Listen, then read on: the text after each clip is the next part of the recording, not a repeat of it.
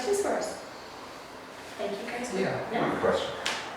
One of my feet, the point naturally is straight ahead.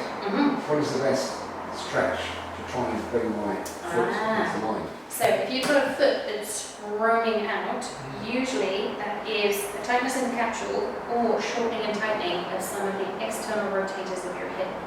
So for runners, we don't tend to work one of the big muscles in our bottom called glute med. His job is to stabilize your pelvis when you stand on one leg. Because we have a very short period of time where one foot's on the ground, he gets lazy and we end up with this dropping action.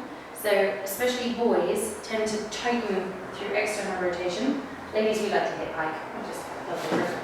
So what happens is the external rotators attach from here to your tailbone. Muscles like to work in a short position. If they get tired, they prefer to be short than long. So they will pull that joint around into a shortened position. If you're constantly working with that rotated out, your capsule is then going to tighten to the position that your bone is in. So the answer to that is a little bit of stretching. So one of my favorites is a figure 4. You can do this if you don't have to still have a check. Okay? So you're pushing out and then pulling across. That's going to target the muscles in your bum. And then my capsule stretches that we've shown you today. This literally is probably the most common thing that you'll see when you're running behind a runner. Someone in front of you, you've all seen it, and some of you do it. The foot comes out, comes through. Okay, naturally just standing here, either both feet or one foot is splayed. You see it all the time. I get these people in front of a mirror and I say, right, stand with your feet straight. Yeah, so you can't see your heels in the mirror. Ooh. And they're just like, it feels like I'm standing like this because they're just not used to having their feet straight. And it's huge. I mean, we all think that it's fine to just stand comfortably, but we've learned this over years, whether it's been through running or whatever else growing up.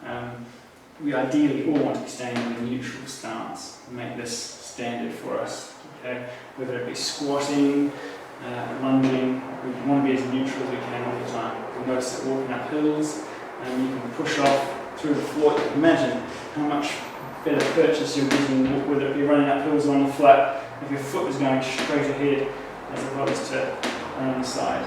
Okay, running down hills with your feet, toes pointing out to the side, you're shifting all the pressure to the inside of your knee. Okay, coming down, bang. And it's no longer going through the kneecap, shifted to the inside, and it's not nice. So, is it the best thing would be to slow your pace down until you've got it better and then build up from there? Yes, it's slowing it down so you can focus on the form.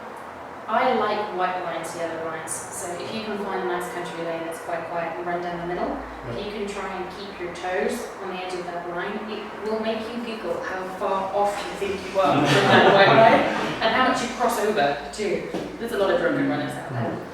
But it's not just a case of correcting form. If you've got tightness in your hip capsule, that's where a lot of the frustrated runners that I see come from, and that they've been told by a personal trainer or they've been told by their coach, you've got to correct this, and they can't. They physically can't put their joint into that position.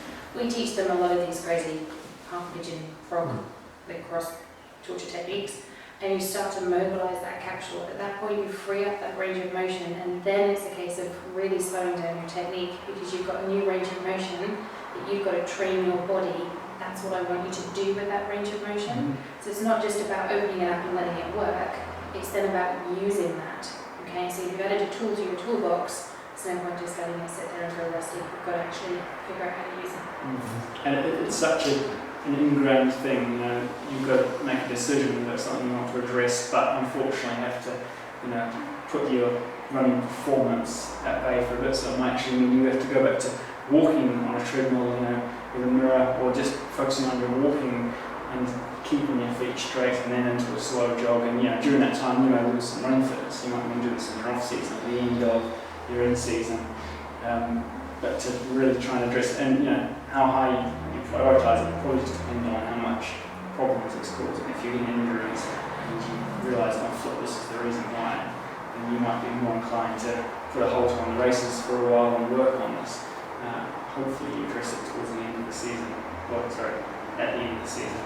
And you can get through your season, do the races that you want, pick your PBs without too many niggles going on, and then work on it through winter.